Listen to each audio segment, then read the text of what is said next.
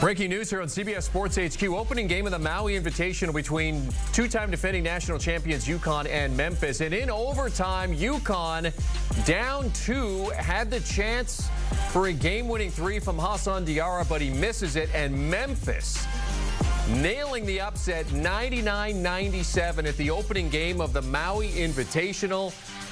99-97, they advanced to the semifinals. It's UConn's first loss since February 20th at Creighton. They fall to 4-1 on the season. Memphis improves to 5-0. Story of this game for Memphis, Tyrese Hunter, 26 points. 17 of those came in the second half. PJ Haggerty chipped in with 22 points. They had 4 players hitting in double figures in this one. As for UConn, their leading scorer in this game, Terrace Reed Jr., he had 22. They had 6 players hit double figures, but go down to defeat 99-97 in the opening game of the Maui Invitational. Let's get some thoughts on this from college basketball writer and podcast host Gary Parrish. Gary, first of all, I'll ask you just Memphis, here they go, off to a 5-0 start. How big is this victory for Penny Hardaway and company?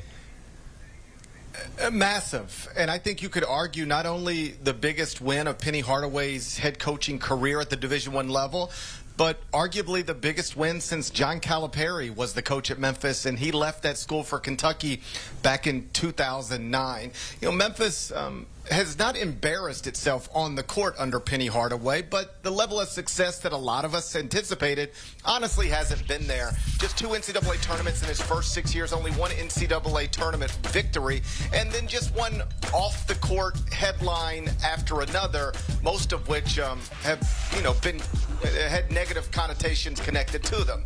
But none of that matters on a day like today, because just telling you, as a Memphis graduate who still lives in the area, people want so badly to care deeply about that program. It really is a part of the DNA of the community. There just hasn't been a lot of good stuff lately, but this is as good as it gets, and obviously the fan base is super excited. And if you're Penny Hardaway, you got to feel really pleased with the way your guys showed up, shot the ball well from the perimeter, and registered the type of victory that will launch you onto the national radar. Memphis has not been ranked one day this season, but when I update the top 25 and 1 on Tuesday morning, obviously the Tigers will be there.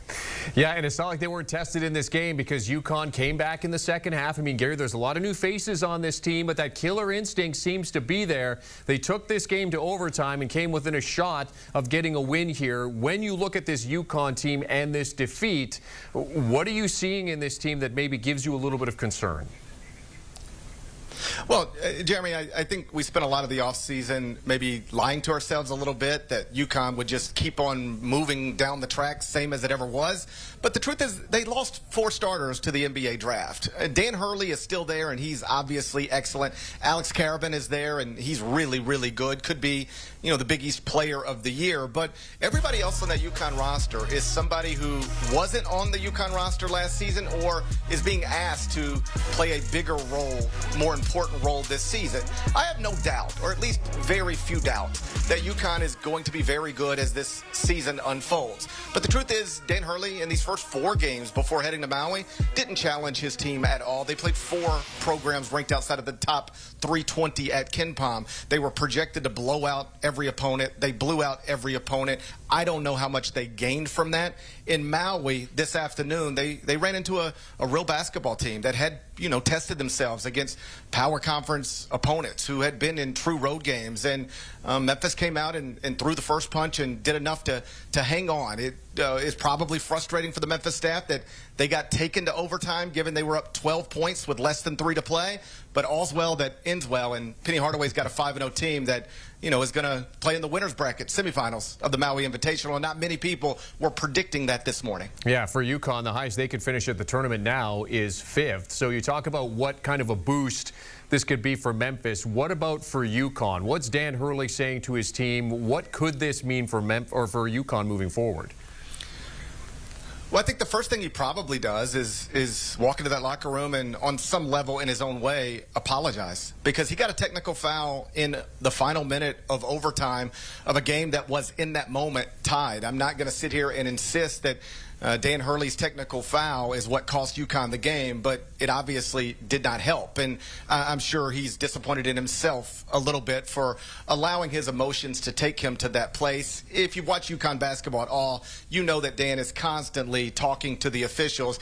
But in the officials' mind, he crossed the line in OT, and he crossed the line when his team really couldn't afford for him to do it. Beyond that, I think it can just be a wake-up call. You know, I mentioned Alex Carabin is the only starter back. Dan Hurley is the coach. The staff's intact. But a bunch of these guys are either new or being asked to produce in different roles, and they throw those UConn jerseys on, and they are constantly called the back-to-back champs. But if I'm Dan Hurley, I'm now reminding my locker room, Adama Sanogo is not here. Jordan Hawkins is not here. Tristan Newton, Donovan Clingan, Stephon Castle, Cam Spencer. Yes, our program has won back-to-back championships, but the guys in this locker room, we haven't done much with this team yet.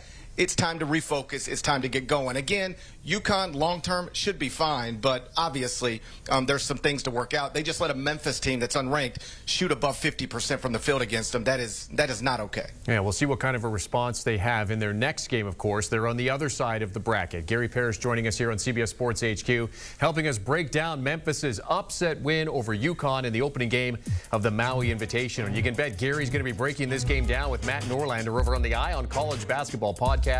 You can download and follow wherever you get your podcast audio or scan that QR code. You can get the latest episode right now.